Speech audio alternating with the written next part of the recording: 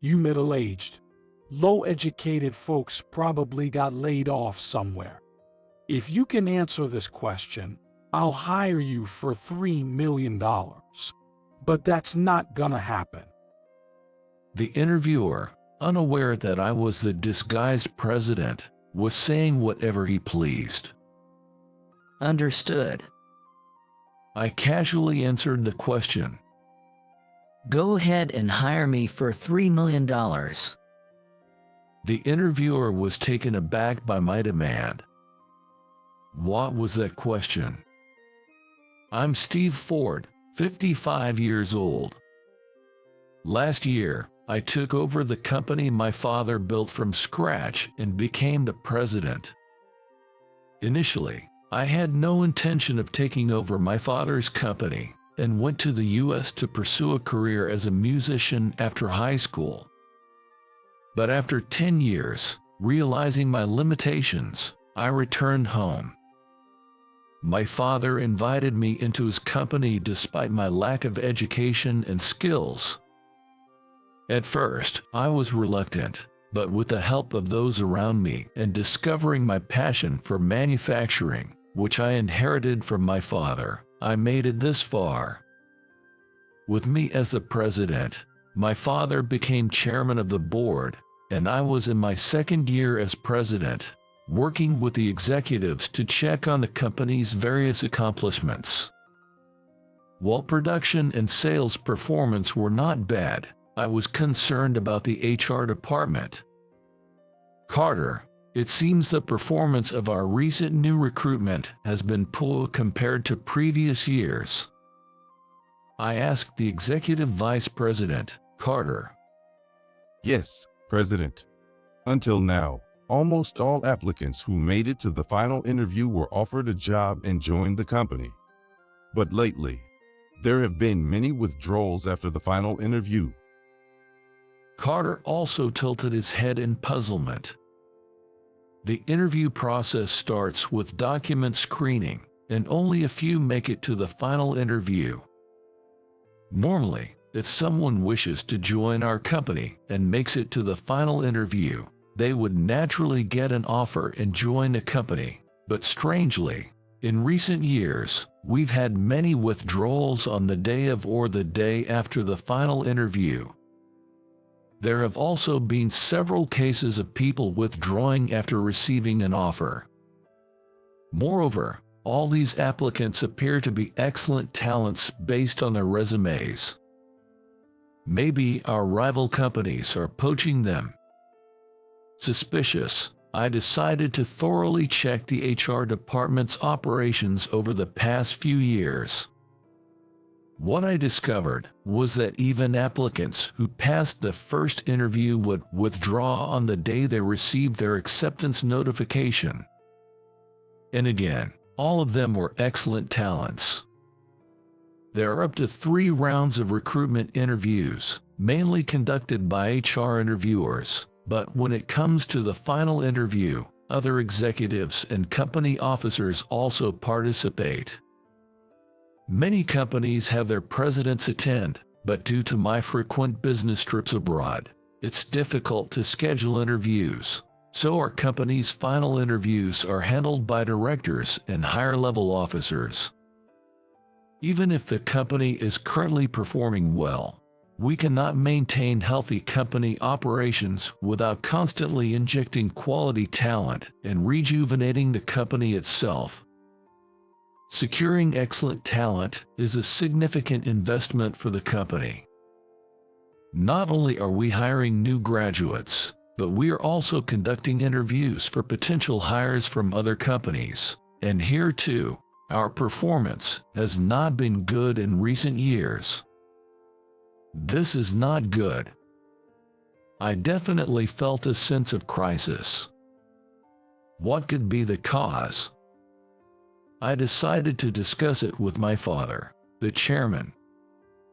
Dad, our company's recruitment rate has been dropping recently, especially the excellent talents. They make it to the final interview, and even after receiving an offer, many are withdrawing. It's not good for the company if this continues. and I'm really concerned." After listening to my explanation, my father thought for a moment and then began to share his thoughts. That's true. Previously, everyone who got through to the final interview and received an offer was happy to join. It's not like a rival company with better conditions has suddenly appeared. I have a suspicion. I think it might be due to Mike, who was headhunted by our HR department a few years ago. My father's intuition, sharpened by years at the forefront of management, was sharp. Mike is an ultra-elite man who graduated from the University of Tokyo's Faculty of Economics and had previously worked at a foreign consulting firm. He was excellent at headhunting talented individuals and deploying them to consulting companies, rapidly growing those companies. Impressed by his track record, our HR department approached Mike a few years ago to join our company. From my perspective, Mike was quite talented when he joined. My father said with a pained expression. When Mike first joined, he was able to recruit excellent talents using his connections from his previous job. However, as time passed, it became visibly clear that our recruitment rate was deteriorating. "Dad, there must be something going on." Determined to turn my suspicions into certainty, I decided to thoroughly investigate Mike. When I checked the internal interview records, Mike's name consistently appeared among the interviewers for candidates who unnaturally declined offers or withdrew from subsequent interviews. This can't be a coincidence. Let's start looking into this. I instructed my secretary, John, to investigate all candidates interviewed by Mike. Anyway, there must be some reason, so please investigate thoroughly. I told John. Yes, securing excellent talent is crucial for our company's fate, so I will make sure to handle it. Following that, John began conducting interviews with each individual who had declined the offer. Having to speak with past withdrawers wasn't enough. I decided to go undercover with the upcoming final interviews as an applicant. It was a good plan, but surely Mike would recognize my face, being the CEO. As I pondered what to do, I remembered someone I had met in LA and decided to ask him for help. When I started traveling frequently to LA for work, I became close with Kevin, a Hollywood special makeup artist, introduced to me by a local friend. He's a big fan of NY, having visited several times as a tourist. When he found out I was from NY, he immediately started speaking to me. "Good evening. I really love NY. Steve, please invite me to your place one day." That's what he had said. That's right, I'll ask him. I quickly called Kevin. "Kevin, I need your help with something only you can do. In return, I'd like to invite you to my place. Of course, I'll pay you, and your wife is welcome to come along." "Oh, that sounds wonderful. I'm in. My wife will be thrilled." Kevin was delighted and agreed right away. Once Kevin arrived in NY, he worked his magic so no one could recognize me.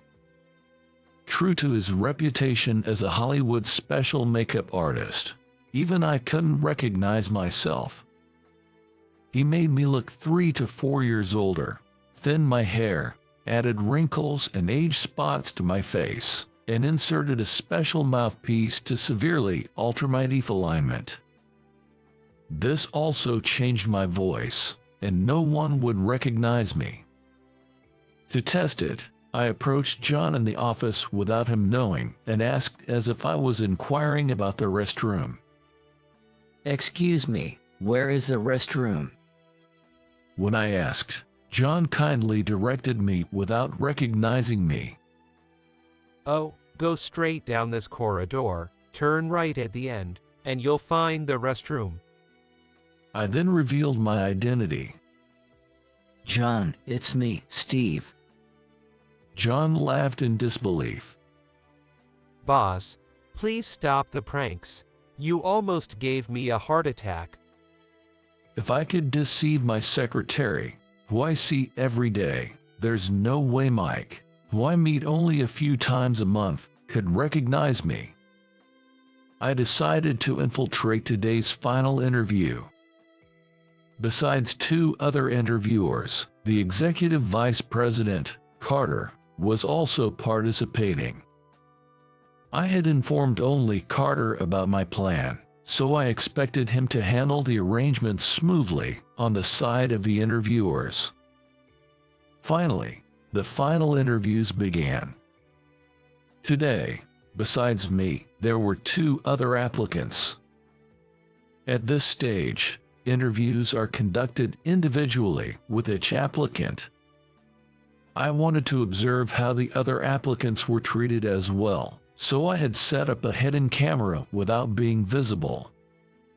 Of course, I made sure to comply with privacy regulations so that the applicants' faces were not shown.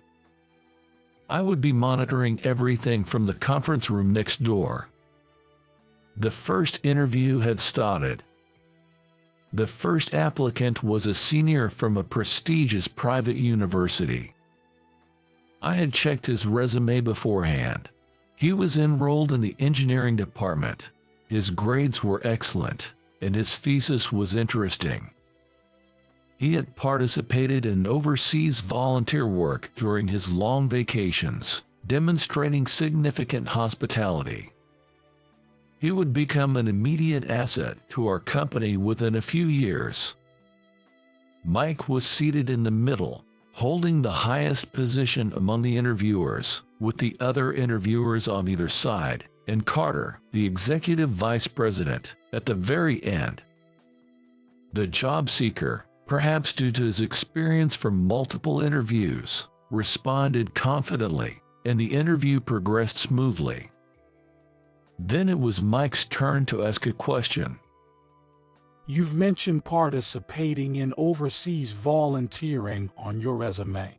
What exactly did you do?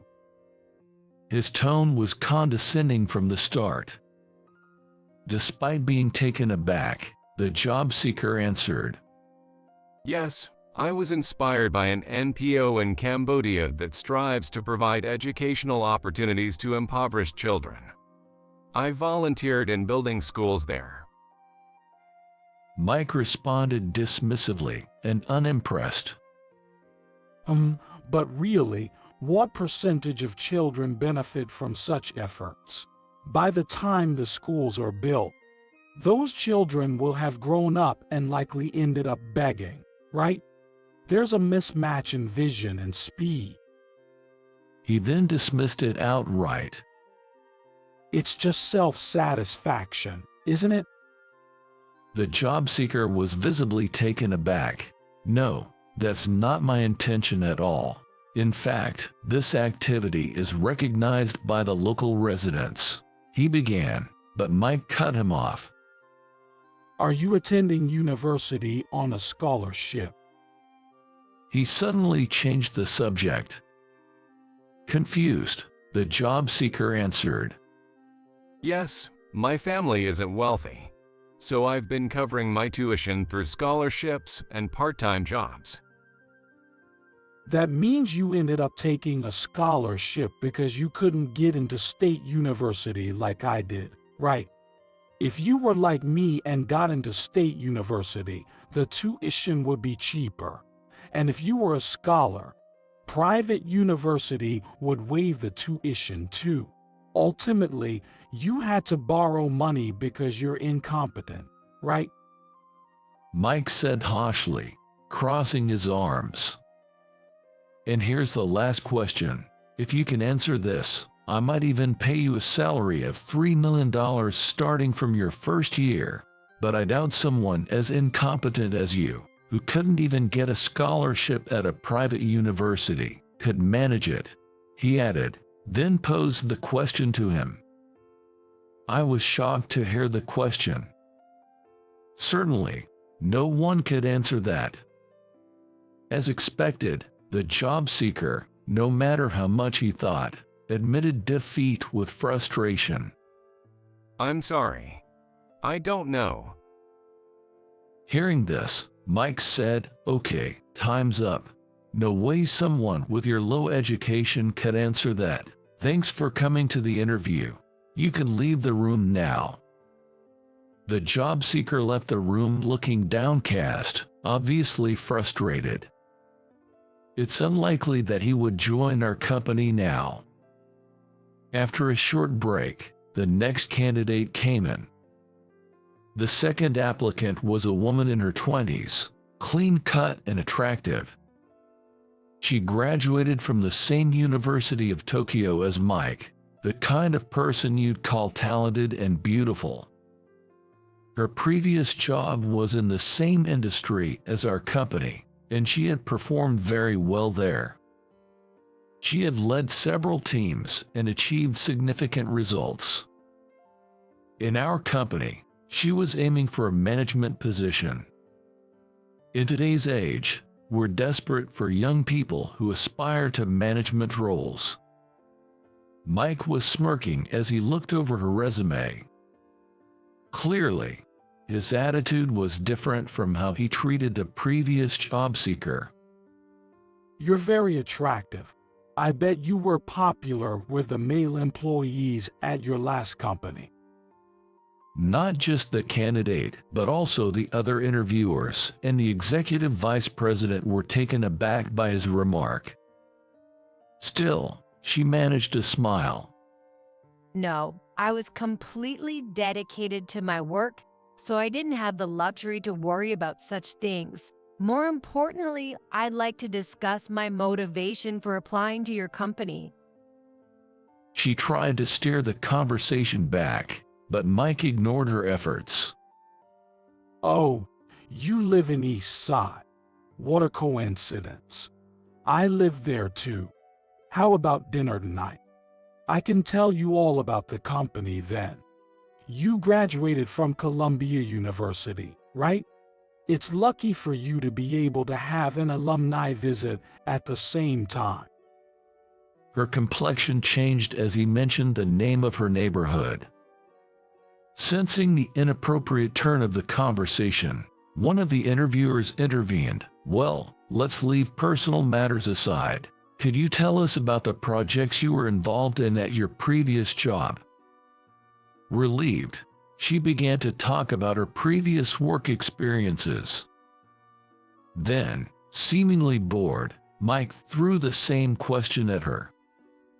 If you can answer this, I might hire you with a salary of $3 million. I'd probably give you other privileges too. Mike smirked and looked her over disdainfully. She attempted a few answers, but unfortunately, they were all incorrect. Hearing this, Mike said with satisfaction, Okay, we're out of time. But you're pretty close, so I'll contact you directly next time. As an alumnus, I'll explain the finer details of the company then. At this point, the woman's patience finally snapped. No, thank you. I have never been so insulted. I would never want to join such a company even if asked. I would like to withdraw my application. Please return my resume immediately. While the other interviewers were panicking, Mike remained cool. Just because you're a bit pretty, you're acting all high and mighty. Women with strong personalities like that throw off the company's balance.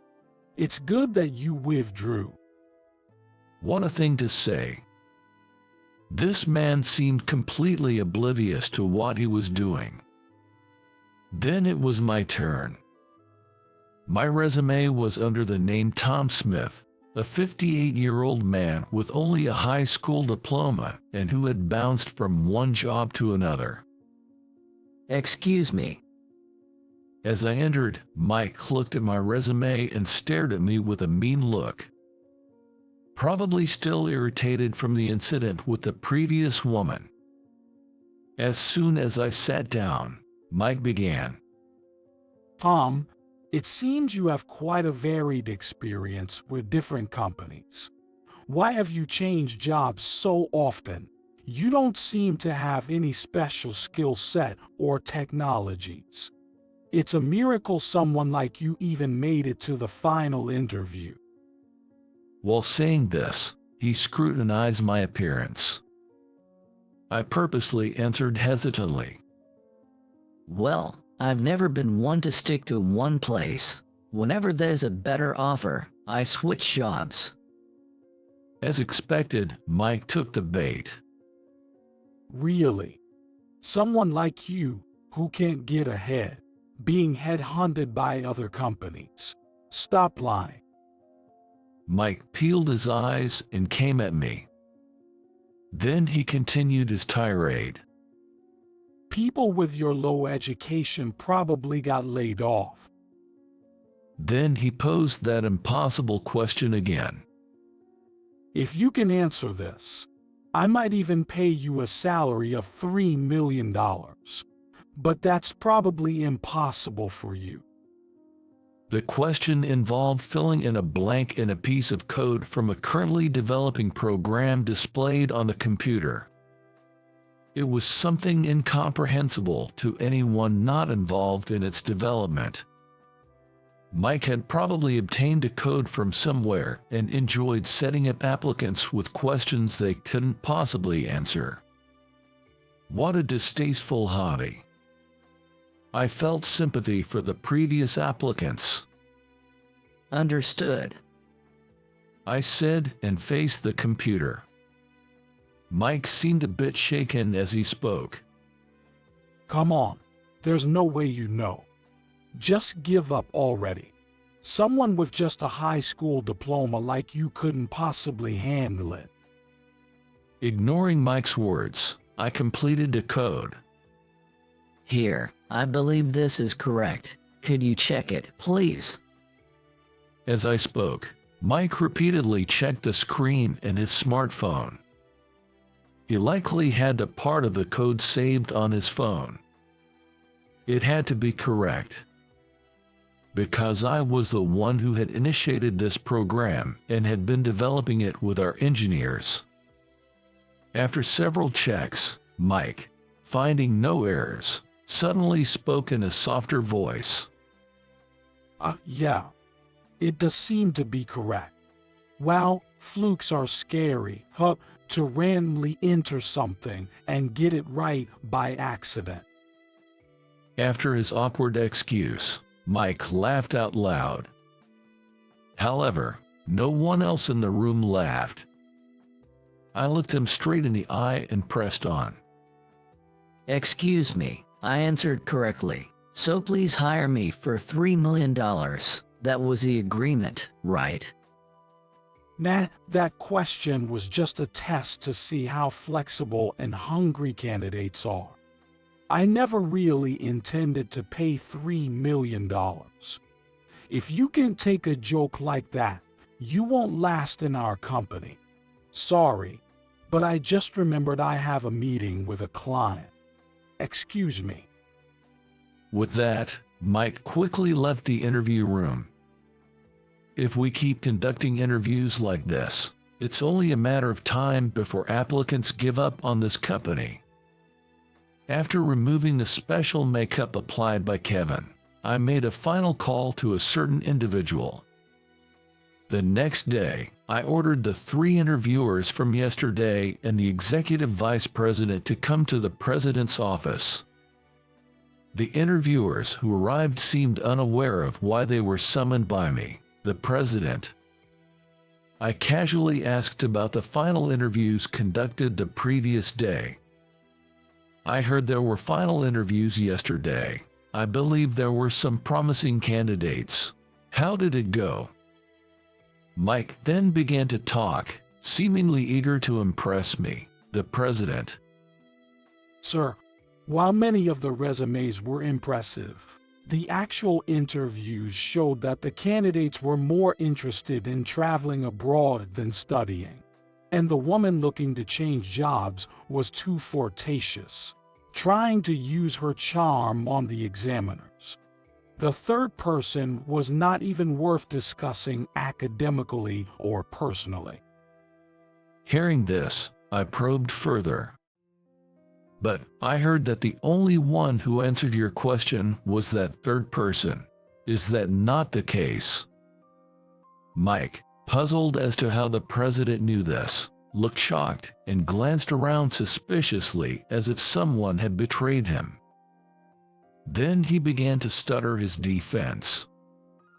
No, sir, that's not it. The purpose of this is to measure the candidate's responsiveness and their enthusiasm for the job. That is to say. There's nothing different, I believe, as I was there in person. I said this and then held up the special makeup mask that Kevin had removed to my face. Seeing this, Mike's eyes widened in shock. What does this mean? Was that third man yesterday, actually? Mike's face turned pale rapidly. I had all of yesterday's interviews recorded on video. Mike, you are the worst, both as an interviewer and as a person. I will consider what to do with you in the future. As I said this, Mike began to plead. No, sir, please wait. Yesterday, I was just stressed from personal issues at home. I swear I don't usually conduct interviews like this. Well, let's see about that. I then clapped my hands sharply. As I did, several young employees and John entered the president's office. All of them had been interviewed by Mike. They started to speak one after another. I was insulted by Mike for playing rugby during my student years, calling me a musclehead. After the interview, he persistently called my personal phone asking me out to dinner. He told me that being from a single-parent family meant I lost the parent lottery. One after another, Mike's misdeeds were exposed. Mike, panicking, turned to me. President, these accusations are all nonsense.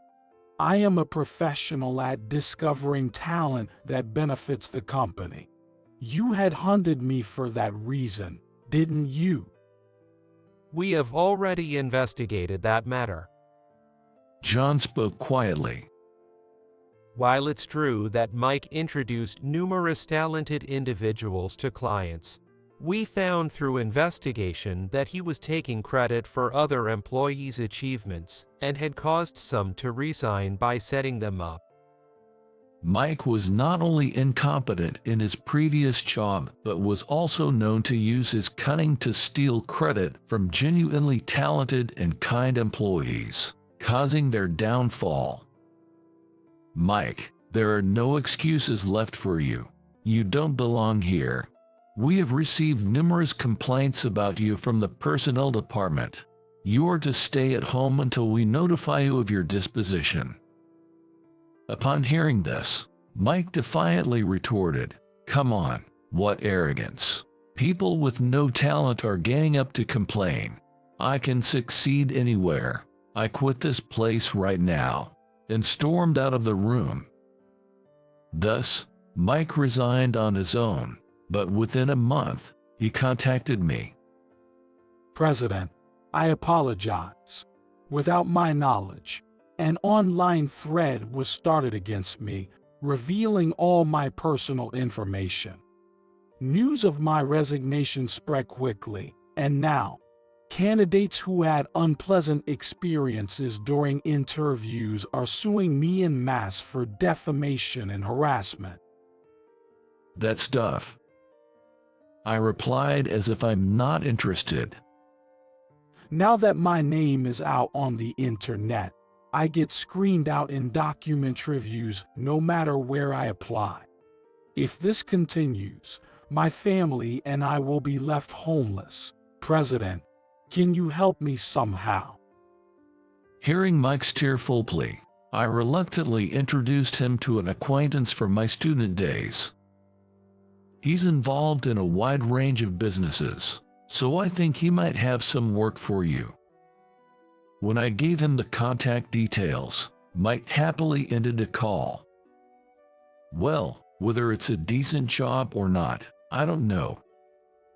I muttered to myself after hanging up. This acquaintance from my student days had reached out after hearing I became a president. He seemed to be involved in some dubious network marketing business, which I completely ignored. As expected, Mike was exploited by this acquaintance, ending up with a huge inventory of products to meet quotas. Mike's family, unable to watch his downward spiral, divorced him and returned to their parents' home. Eventually, burdened with massive debts, Mike went missing, fleeing from debt collectors. If he had even a slight ability to judge people, he wouldn't have fallen for such a suspicious business, but it seems he lacked that discernment.